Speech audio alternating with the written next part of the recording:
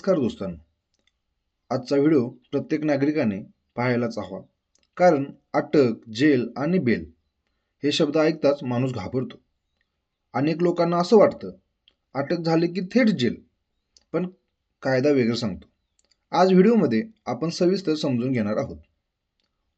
Bell म्हणजे काय, bailable आणि नॉन बेलेबल गुन्हे म्हणजे काय, बेल कधी मिळते आणि कधी नाकारले जाते, पोलीस आणि कोर्टाची भूमिका, सामान्य लोकांच्या मोठ्या चुका. म्हणून व्हिडिओ शेवटपर्यंत नक्की पहा. बेल म्हणजे काय? बेल म्हणजे अटक झालेल्या व्यक्तीला ठराविक अटीवर तात्पुरती मोकळीक देणे. बेल म्हणजे निर्दोष मुक्तता नाही. बेल म्हणजे केस संपली नाही.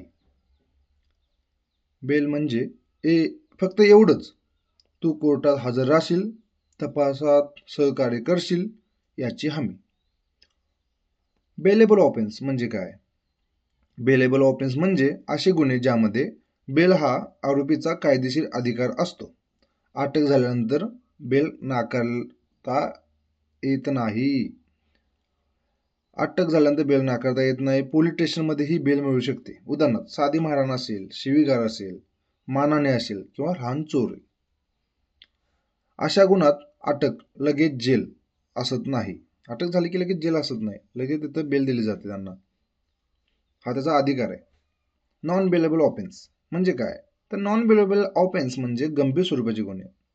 बेल हा अधिकार नसतो ह्या मॅटरमध्ये. बेल देणे किंवा न देणे कोर्टाचे विवेक अधिकार असतात.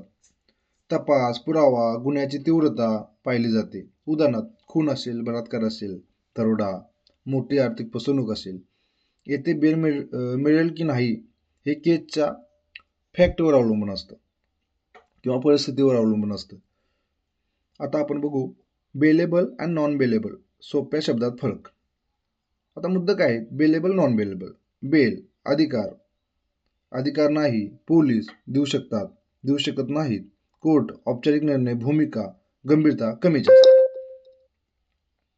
बेल कोण नाकारू शकतं?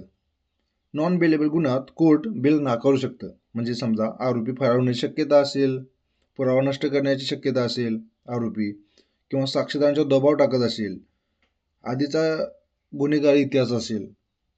बेलसाठी अर्ज कसा करतात? तर वकिलांच्या मदत घ्यावी लागते. गुन्ह्याची माहिती वकिलांना द्यावी लागते. आरोपीची पार्श्वभूमी लक्षात घेतली जाते. गुन्ह्याची माहिती लक्षात घेतली जाते. कोर्टाच्या अटी मान्य करणे गरजेचं असतं. कधी कधी जामीनदार मागतात, ठराविक अटी घालतात. ह्या सर्व आणि अटी न्यायाधीश आपल्या मर्जीने घालू शकतात. लोकांच्या काय मोठ्या चुका होतात? तर बेल आपोआप मिळते असा गैरसमज आहे. कोर्ट अटी पाळत नाहीत, हे चुकीचं आहे. बेल मिळाल्यावर निष्काळजी होतात की बाबा बेल भेटले, आता मी काही करू शकतो. आणि प्रत्येक तारखेला पुढच्या गैरहजर राहणं ही मोठी चूक आहे. अशा चुका केल्यास बेल रद्द होऊ शकते. मित्रांनो, कायद्याची माहिती असेल तर अटीही शेवट नसते, पण चुकीची माहिती तुमचे स्वातंत्र्य हिरावून घेऊ शकते. बेलेबल आणि नॉन बेलेबल गुन्ह्याचा फरक समजून घेणे खूप महत्त्वाचं आहे. व्हिडिओ उपयुक्त वाटला तर लाईक करा, शेअर करा, सबस्क्राईब करा. न्याय देणारी माहिती.